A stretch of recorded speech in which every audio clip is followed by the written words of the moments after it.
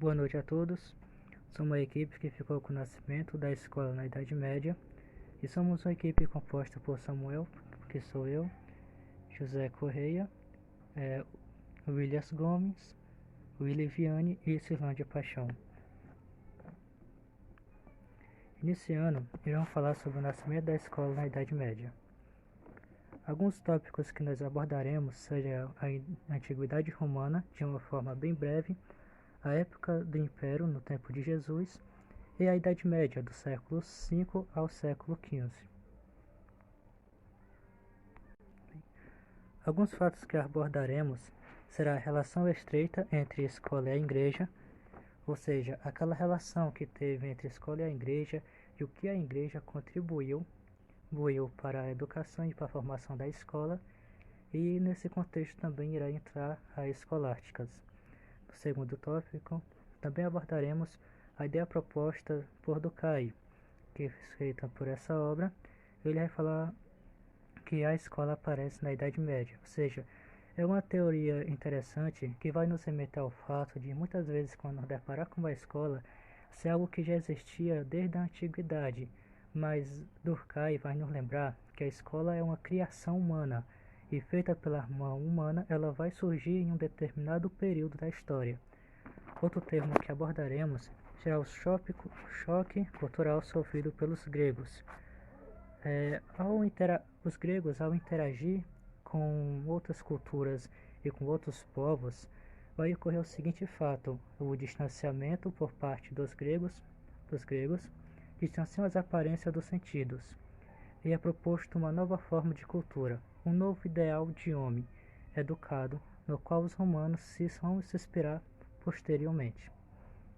Segundo Durkheim, os gregos não fundam a escola, apesar de serem bons professores.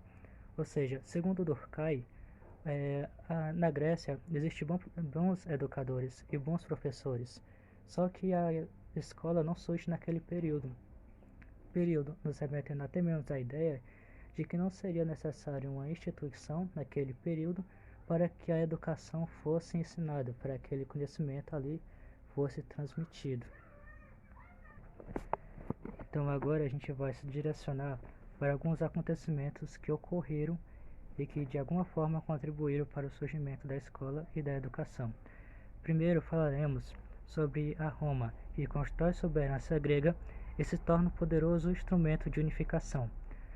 Primeiramente, nós vamos identificar essa figura de Alexandre III da Macedônia, comumente conhecido como Alexandre o Grande ou Alexandre Magno, que foi o rei do reino grego antigo da Macedônia e um membro da dinastia Ageada, nascido em 356 a.C. O jovem príncipe sucedeu seu pai, o rei Filipe II, num trono com 20 anos de idade. Nesse período de reinado de Alexandre III, o reino ele era aquelas regiões ali próximas que foram conquistadas por ele, de certa forma acabaram se unindo, não por terem ideais iguais, mas por todos estarem ligados e debaixo da autoridade de Alexandre III. Mas algum procedimento vai acontecer a esses seguintes fatos. Primeiro ocorre a morte de Alexandre o Grande, que é o imperador e aluno de Aristóteles, e esse fato que ocorreu em 3223 anos antes de Cristo. Esse fato fez com que aquele império fosse dividido. Aquele grande império que se estendia tanto da Ásia Menor, pelo Egito e pela Mesopotâmia, fosse com que eles fossem todos divididos pelos seus generais. E posteriormente, aqueles generais que dividiram esse império entre si não tardaram e começaram a combater e a disputar entre si pelo controle do império. Pouco tempo depois, surge uma nova forma de unificação, envolvendo poetas, pensadores, artistas e letrados.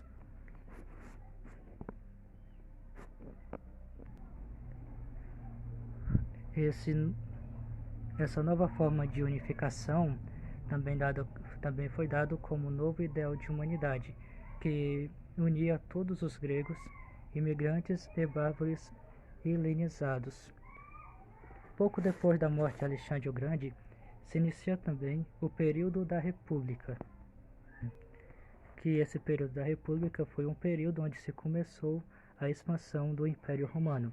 É um período marcado pelo apogeu de Roma,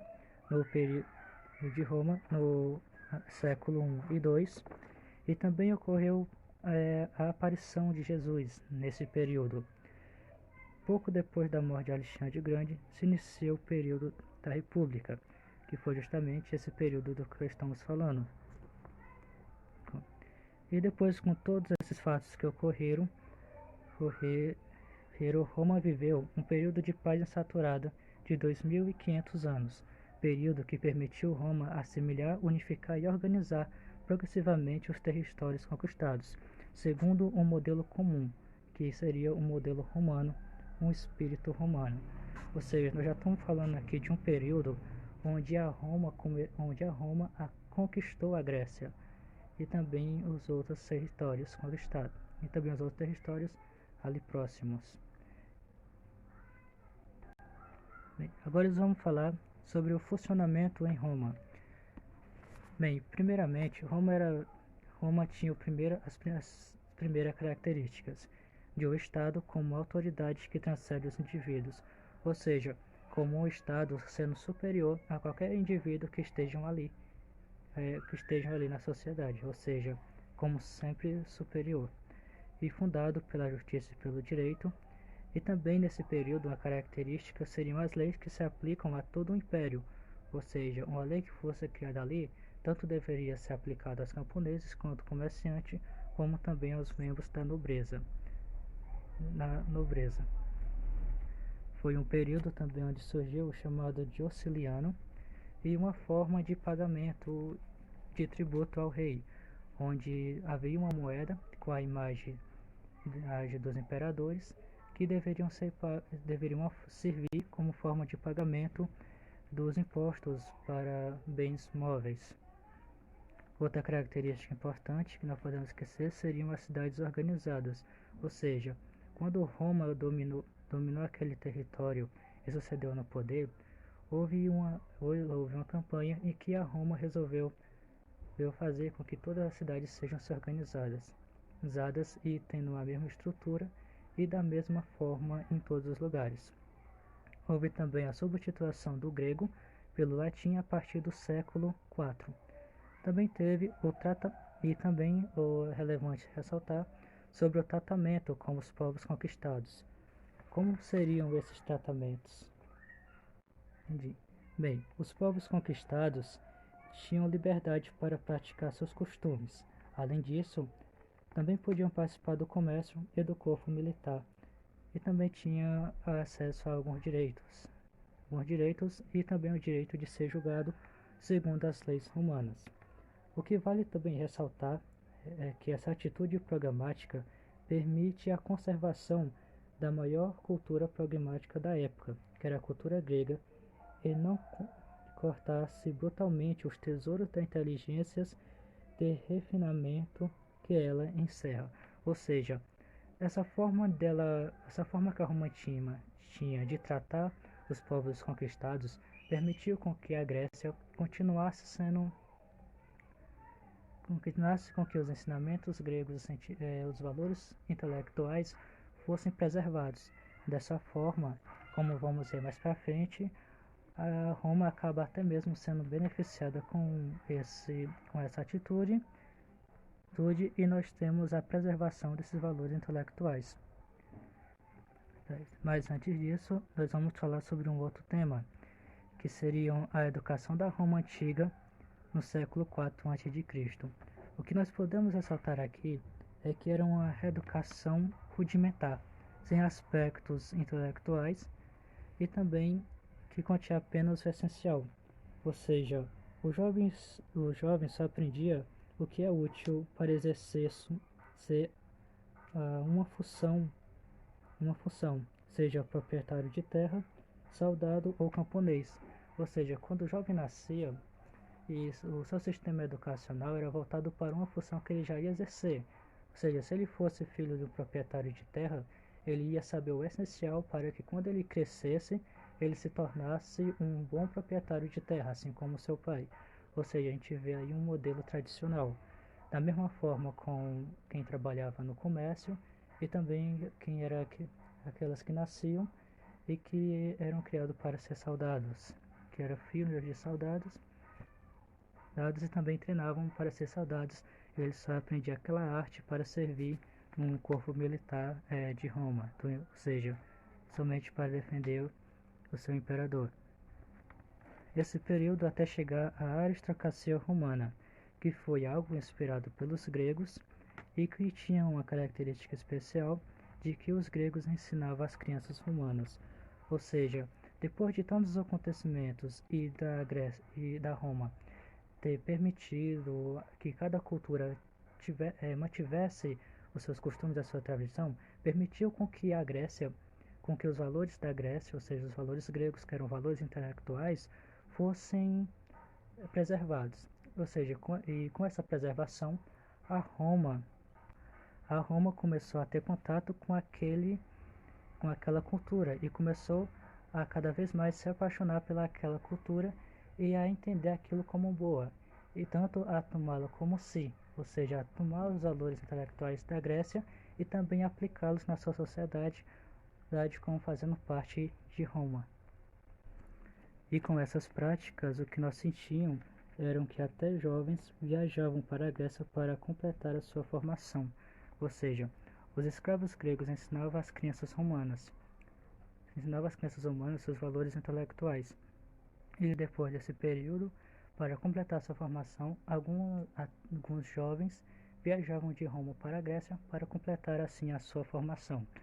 O que gerou até mesmo uma frase que dizia: a Grécia vencida conquistou por sua vez o seu selvagem vencedor e levou a civilização até o bárbaro Lácio. O que isso quer dizer? Que Roma conquistou a Grécia, só que a Grécia depois conquistou Roma pelos seus valores intelectuais e pela sua própria cultura.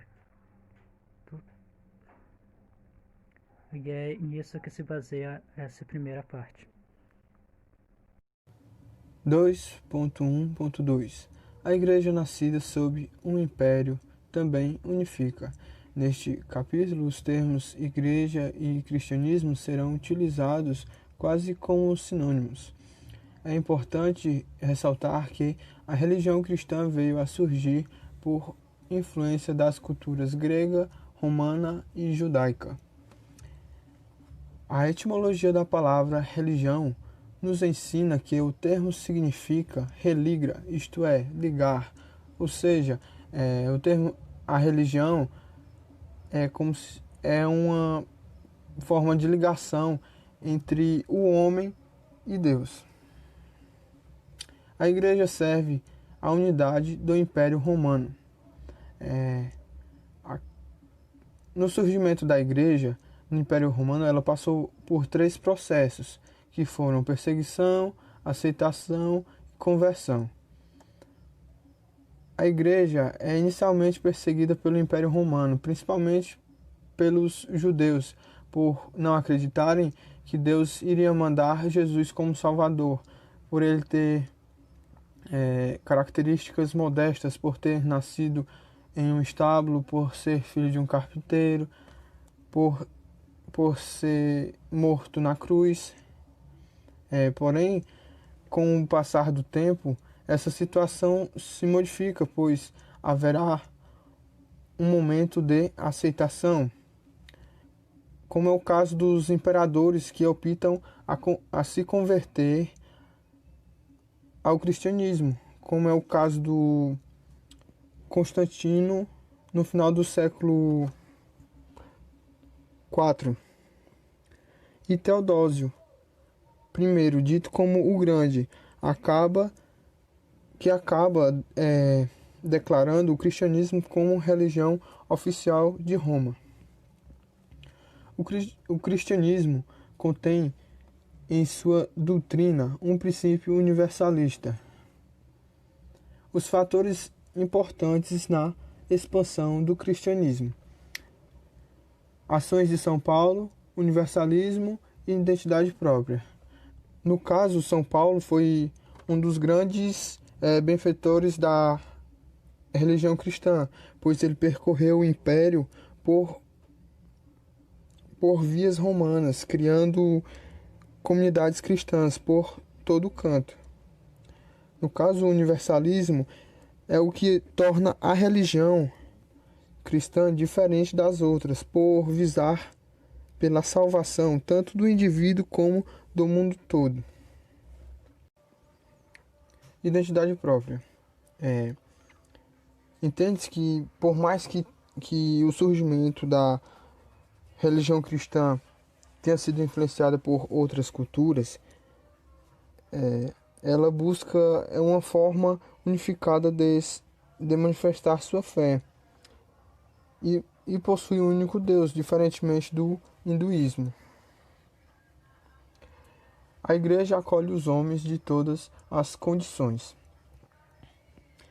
Bem-aventurados os pobres de espírito, pois o reino dos céus te pertence. Proclama-se nas bem-aventuranças. Mateus capítulo 5, versículo 3. Com esta passagem bíblica, o conceito de universalista é reafirmado, pois não importa quem você é, homem ou mulher, rico ou pobre, branco ou preto, ou seja, as características físicas de uma vida terrena não importam. Basta se fundamentar em respeitar a mensagem do Evangelho e amar o vosso próximo e terá a vida eterna.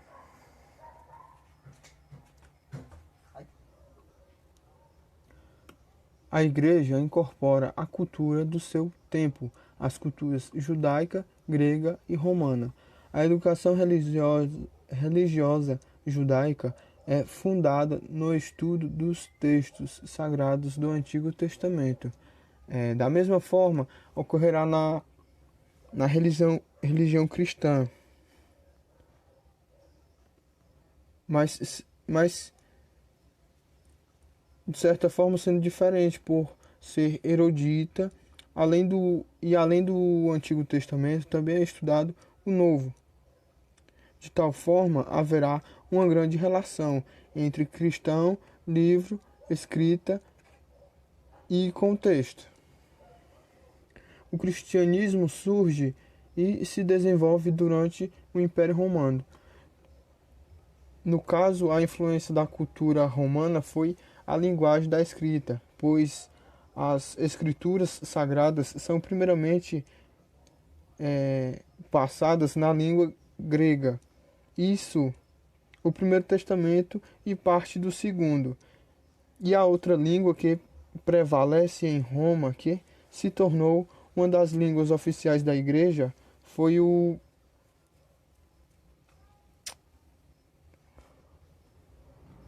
latim. O conceito de escola veio a surgir durante o período grego, antes mesmo da expansão romana, antes mesmo do surgimento do cristianismo. Ele já existia, pois era meio que declarado como escola aquelas assembleias que ocorriam em locais da Grécia, pois nelas haviam o estudo e o debate de conteúdos. Porém, com a expansão romana, isso foi meio que esquecido, foi deixado de lado. E com o surgimento do cristianismo, isso voltou à tona, pois para ser cristão era necessário saber ler e escrever. O cristianismo dá origem à escola. No caso, o cristianismo não é somente uma religião composta de ritos, mas também é civilizadora, pois além de oferecer essa ligação do homem com Deus, ela de forma indireta acaba alfabetizando, por mais que não seja um de seus objetivos, e permitindo que as escolas se expandam.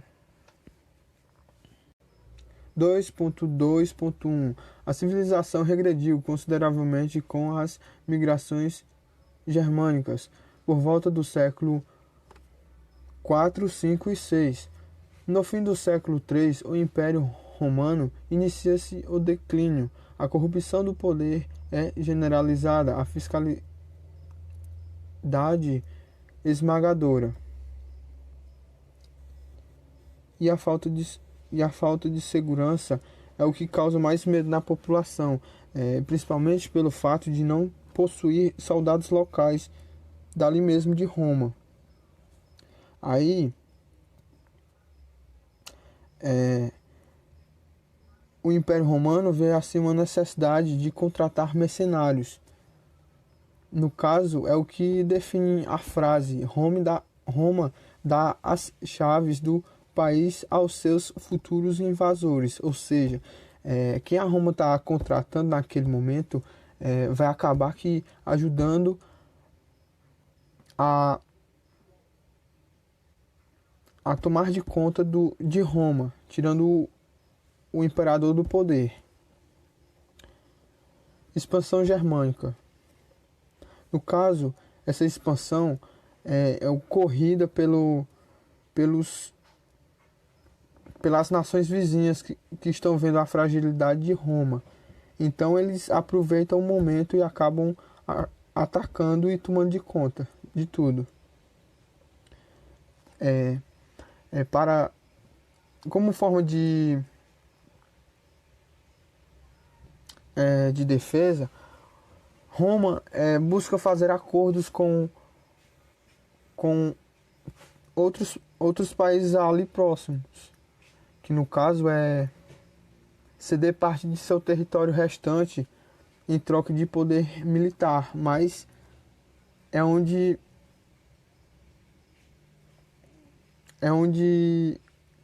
o Império Romano se engana, pois aquelas nações que eles estão fazendo acordo acabam que traindo e tomando de conta de Roma. A Igreja se torna um lugar de proteção da cultura. Após a queda do Império Romano do Ocidente, é considerado pelos historiadores de forma habitual como o começo da Idade Média, assim marcando o fim de uma era e o início de uma outra. Assim tendo a Igreja com um papel importante, pois fez com que a cultura humana não acabasse. Foi ela que permaneceu como a força capaz de transmitir a herança romana. Para Marrou, no século IV, não há mais outro ensino senão o que a Igreja tenta assumir. A Igreja tem o poder de proteger a cultura intelectual por ser uma religião erudita, que se baseia em ideias e não se baseia em práticas de rituais. E pelo ato de pregar, leva a cultura às pessoas e converte a maioria.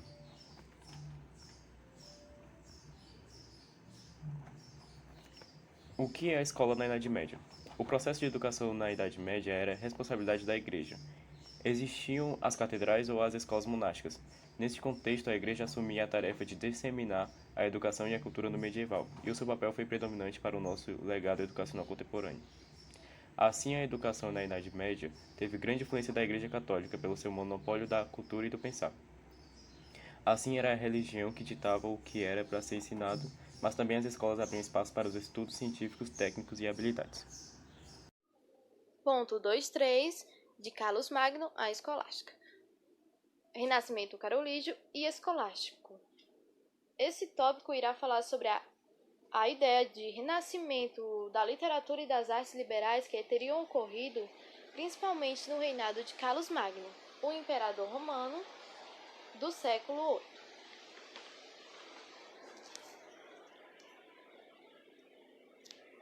Carlos Magno e a Escola do Palácio.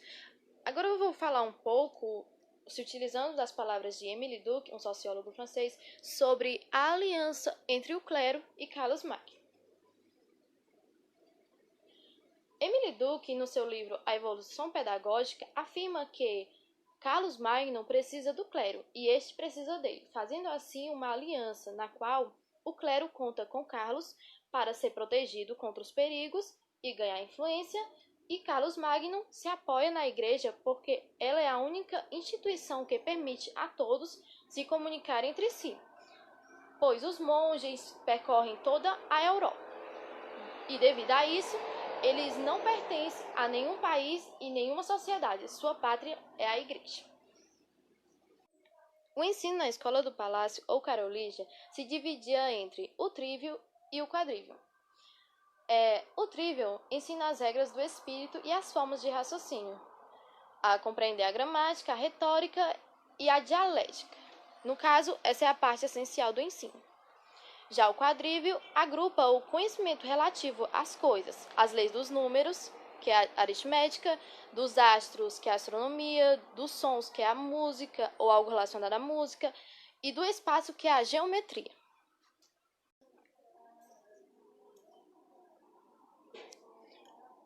A escolástica era uma ideologia cristã que, durante a Idade Média, buscava associar a razão aristotélica e platônica com a fé, buscando experienciar um contato direto entre si. Toda ideologia, doutrina ou pensamentos era desenvolvido a partir de uma crença religiosa. Podemos dizer que a escolástica foi dividida em 3 fases. A primeira trata da questão dos universais, a segunda trata da conciliação entre a fé e a razão, a qual é mais abordada no capítulo, e a terceira trata do reconhecimento cultural. Ao se utilizarmos das palavras de São Tomás de Aquino, podemos afirmar que existe uma harmonia entre a filosofia e a teologia, entre a razão e a fé, pois ambas podem tratar do mesmo objeto, que é Deus. Diferente do que se pensa, havia no ambiente católico uma divergência muito viva entre a questão teológica, e essa foi um espírito de debate que acabou dando origem a uma corrente de atividades intelectuais, artísticas e filosóficas. Como são os métodos pedagógicos durante esse período que vai de Carlos Magno ao fim da Idade Média? Existia nesse período medieval escolas que funcionavam anexas às catedrais ou a escolas monásticas, que funcionavam nos mosteiros. Nesse contexto, a Igreja assumiu a tarefa de disseminar a educação e a cultura no medievo, e o seu papel foi preponderante para o nosso legado educacional contemporâneo. A escola no período medieval era dirigida por um cônego ao qual dava o nome de escolários ou escolásticos. Os professores eram clérigos de ordem menores e lecionavam as chamadas 7 artes liberais: a gramática, a retórica, a lógica, a aritmética, a geografia, a astronomia e a música. Conclusão. Em suma, retornamos ao questionamento do início do capítulo. O que é educação? Educação é toda forma de ensinar, instruir e repassar o conhecimento. De onde surgiu? O filósofo afirma que foi na Grécia. Inicialmente, possuindo sua própria educação, os romanos são fortemente influenciados pelos gregos, pois, desde o início, é notória a busca incessante por evolução na educação, como o questionamento de Aristóteles, que ele vai dizer: se há várias formas de educação, qual é a melhor? Podemos destacar também o papel da Igreja em relação à educação. Ora, se foi ela a responsável, podemos dizer assim, pela criação das escolas, né? Com o objetivo de repassar o cristianismo, de influenciar as pessoas e conseguir a convenção delas. Os 3 níveis de educação tornam possível o renascimento. No princípio ao fim da Idade Média, não se tem uma preocupação pedagógica, pois é notória, né, que na Grécia o objetivo da escola era influenciado pela igreja, que tinha como objetivo passar o cristianismo, e na Roma a educação vai se preocupar em relatar os costumes ancestrais, falar da família, o bem público. A educação deles vai ser para instruir o proprietário de terras ou o soldado camponês. É isso.